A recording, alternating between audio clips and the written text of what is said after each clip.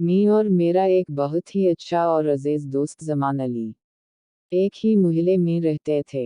हमारे घर पास पास थे। जमान अली के वालिद एक सरकारी अफसर थे जिनका शुमार ईमानदार अफसरों में होता था। जमान अली अपने 5 बहन भाइयों में सबसे छोटा था।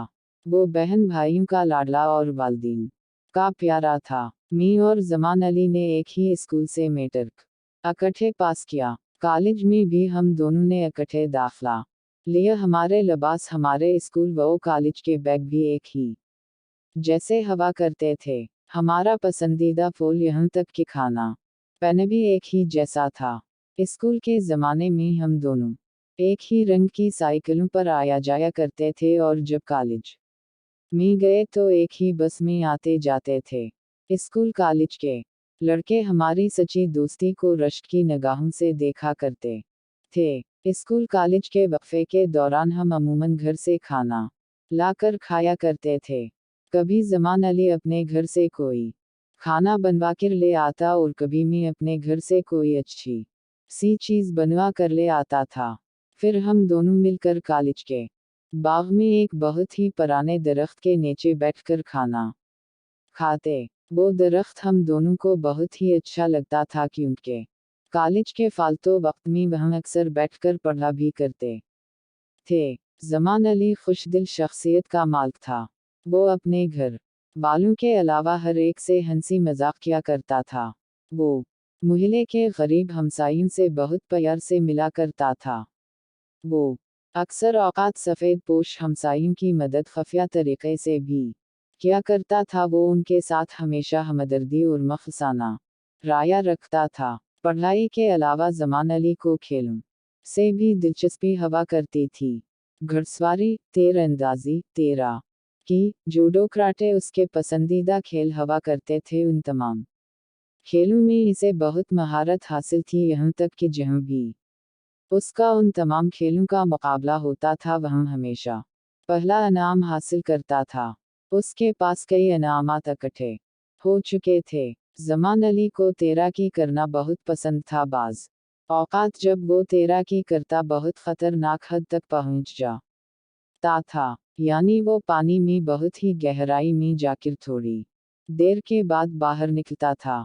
मैं अक्सर इसे उस हद तक गहराई में जाने से मना किया करता था, मगर वो हमेशा हंसकर टाल दिया करता था। वो कहता था, मौत का एक दिन मकर है, जो रात कब्र में आनी है वो आकर रहेगी, तुम उसकी फिक्र न किया करो मेरे यार। एक दिन जमान अली अचानक मेरे घर आया। घर वालों से अलग सलग के बाद वो मेरे कमरे में आया और एक लिफाफा मुझे दिया और कहा, इसे पढ़ो। मैंने उस लिफाफे में से कागज निकालकर पढ़ा तो उसमें एक इंटरव्यू कॉल थी पाकिस्तान एयर फोर्स की तरफ से। मैंने इसे कहा, ये तो बहुत अच्छी बात है कि तुम एक एयर फोर्स के अफसर बन जाओगे। जमान अली ने कहा, माज़म अगर तुम मेरे साथ चलोगे तो मैं इंटरव्यू दूंगा वरना नहीं दूंगा। मैंने उसके साथ जाने की हामी भर ली और दूसरे दिन हम दोनों एयर फोर्स के दफ्तर पहुंच गए। वहाँ और भी बहुत से उम्मीदवार आए थे। जमान अली का नंबर 15वां था। जब उसकी बारी आई वो इंटरव्यू के लिए अंदर गया और थोड़ी देर के बाद जब इंटरव्यू देकर बाहर आया उसने मुझे अपनी कामयाबी की खबर सुनाई। कामयाबी की खबर सुनकर मुझे बहुत खुशी हुई। कुछ अरसे के बाद जमान अली को एयर फोर्स की तरबियत के लिए लेटर आ गया। जाने से पहले वो मिलने आया और कहा, माज़म मैं एयर फोर्स की तरबियत के लिए जा रहा हूँ, तुम मुझसे वद्दा करो का रोज़ाना ख़त लिखा करोगे। मैंने उससे वद्दा किया और तसल्ली दी, तमही रोज़ाना ख़त लिखा करूँगा और तुम भी वद्दा करो का मुझे ख़त का जवाब दिया करोगे। फिर वो मुझे गले मिला और मुझे और अपने घर वालों को अल्लाह हाफ़िज़ कहा और तरबियत के लिए चला गया। हमारी ख़त वक्ताबत का सिलसिला तकरीबन 2 साल तक जारी रहा। हम दोनों वद्दे के मुताबिक एक दूसरे को ख़त के जवाब देते रहे। फिर अचानक एक दिन ये खबर आई कि जमान अली का तैयारा तरबियत के दौरान गिर कर तबाह हो गया और जमान अली शहीद हो गया। ये खबर सुनकर उसके घर वालों को और खुद मुझे बहुत गहरा सदमा पहुंचा। मेरे बचपन का दोस्त, मेरा सच्चा दोस्त मुझसे हमेशा हमेशा के लिए बिछड़ गया।